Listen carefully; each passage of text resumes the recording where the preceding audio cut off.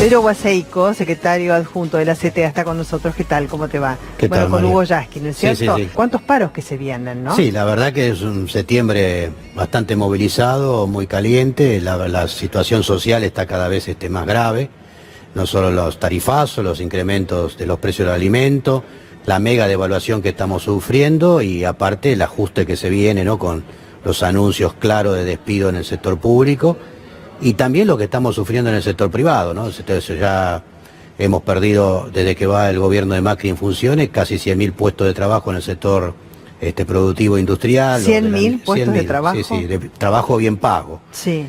Hay decenas de empresas que se han retirado del país, del sector químico, con el problema de la convergencia con el dólar, que fue el año pasado, octubre, todo lo que tiene que ver con la industria química y petroquímica. Esto ha permitido que las empresas dejen de producir en el país y ante la apertura indiscriminada de importaciones hay decenas de compañías multinacionales que les conviene traer la producción de afuera y no hacerla acá, ¿no? Claro. Bueno, de hecho, ¿usted escuchó al presidente recién hablar? Porque dice que la inflación va a terminar en un dígito, que hay que trabajar todos juntos, que va a presentar el presupuesto el viernes próximo, que se va a terminar supuestamente con 70 años de crisis permanentes. ¿Qué le pareció el discurso? Y el discurso me pareció que vuelve a repetir las mismas cuestiones que repite siempre, o sea, no está haciendo ninguna propuesta clara, realmente se repite sistemáticamente la pasada herencia o los problemas de 70 años, o sea, con lo cual uno nunca sabe a qué se está refiriendo, y hace un planteo de casi una cuestión mágica, o sea, que la inflación va a bajar mágicamente, y la verdad que el presidente, yo creo que a esta altura ya no es que se equivoca, o me parece que está poniendo toda la cuestión ideológica sobre el manejo de la economía del país, de la macroeconomía del país, y está dejando abandonado claramente a la inmensa mayoría de la población. Creo que el 90% de la población no está incluida en las políticas que el gobierno de Macri está implementando, ¿no? O sea, lo hemos visto en las últimas decisiones del lunes pasado, cuando anuncia un impuesto que va a todas las exportaciones, con lo cual perjudica a todos los productores, o sea, a todos los productores que tienen alguna posibilidad de producir y colocar cosas en el mercado exterior, los termina perjudicando. Nosotros esperábamos que, bueno, volvieran a poner el impuesto a la soja, a los commodities agrícolas, a la minera. Ya con eso hubiese tenido un nivel de recaudación fiscal que posibilitaba por ahí cubrir algunas de las necesidades que tiene el gobierno. Retenciones a las exportaciones sí está poniendo. Sí, pero es en forma generalizada. Y esto, creo que estas cosas que se hacen, digamos, que se le hace a todo el mundo igual, después termina perjudicando a lo bueno y a lo malo. O sea, porque me parece que acá hay que elegir poner impuestos a los que más tienen y a los sectores que generan una renta que, bueno, puede permitir tener una situación adicional, como hacen todos los países del mundo. ¿Qué esperan los trabajadores nucleados en la CTA que les diga como mensaje el presidente? Y que protegería el mercado interno, que defienda la industria nacional, que proteja el desarrollo científico y tecnológico que tiene el país. O sea, cuando uno abandona los programas de realizar satélite o cuando abandona los programas de continuar con la construcción de centrales nucleares o de represa, cuando la política que el gobierno implementa a través de YPF, en donde está el mayor reservorio de petróleo de vaca muerta en Neuquén, y la política es entregarla a empresas privadas y no priorizar, que no estoy diciendo que no haya inversión de capital externo de la empresa privada, sino que la herramienta más importante que tenemos de manejo de la energía, que es YPF, tenga un papel prioritario en el desarrollo de eso, que es para el bien de todos los argentinos. Cuando libera las importaciones indiscriminadamente y no se protege la industria nacional, cuando de alguna manera también se prioriza los acuerdos de tratado de libre comercio, que, bueno, fomentan también ingreso de producto en forma indiscriminada de cualquier lado, y que eso va inclusive a contrapelo, en la dirección contraria a lo que está pasando en los países centrales, o sea, tanto con Estados Unidos con la política de Trump, o en Inglaterra con Theresa May, o en Francia de Macron.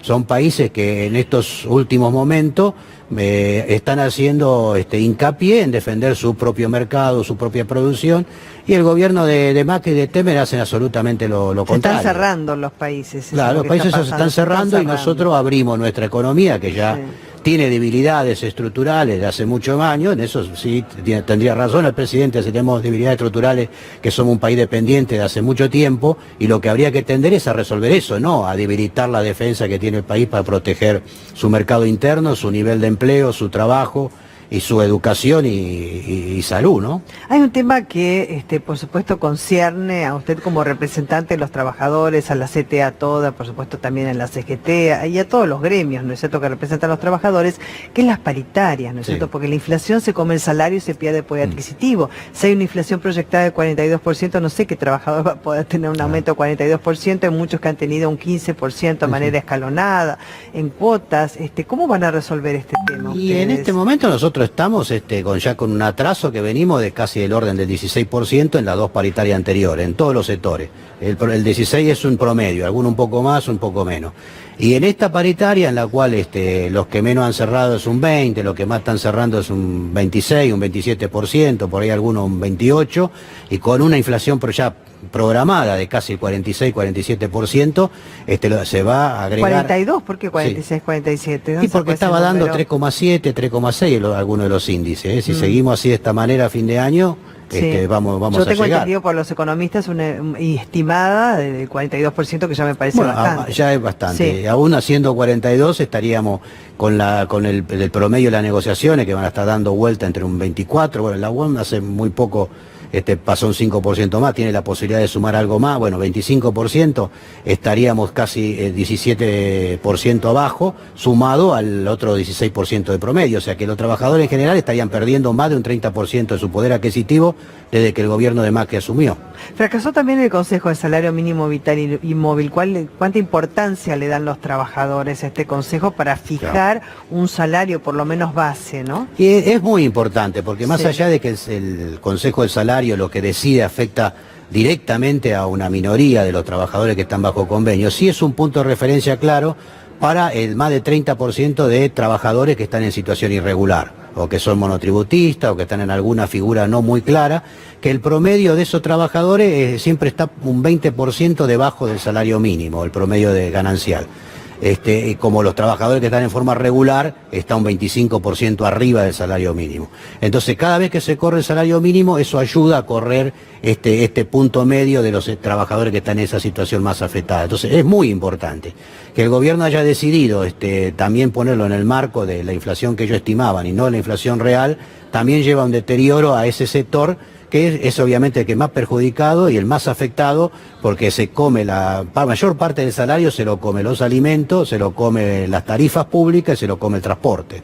¿Qué piensa usted cuando el presidente dice que nosotros siempre gastamos más de lo que tenemos? Que es un poco como en las casas. Bueno, hay acá algo no que ahora tenemos que estar dependiendo del financiamiento externo, como ahora, por ejemplo, el Fondo Monetario Internacional o quien sea.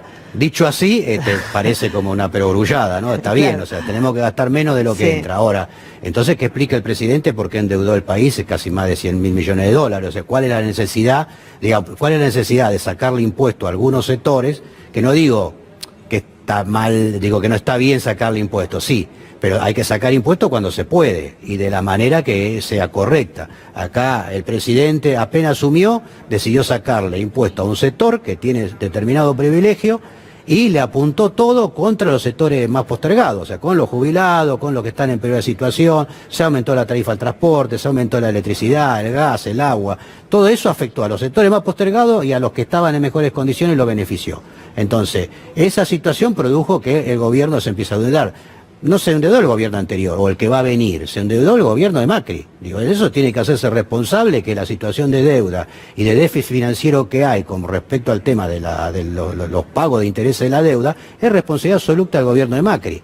Después, la estrategia o la política para ver cómo reduce el impuesto y mejora una situación que es válida, pero evidentemente lo hizo con un criterio de defender a los sectores que son más amigos o lo que él ideológicamente cree que deben ser apoyados, y realmente está perjudicando a los jubilados, está perjudicando a los sectores más postergados, está perjudicando a los trabajadores. Esta es la realidad. Eso el gobierno no lo puede esconder. Pedro, muchísimas gracias. No, gracias a usted.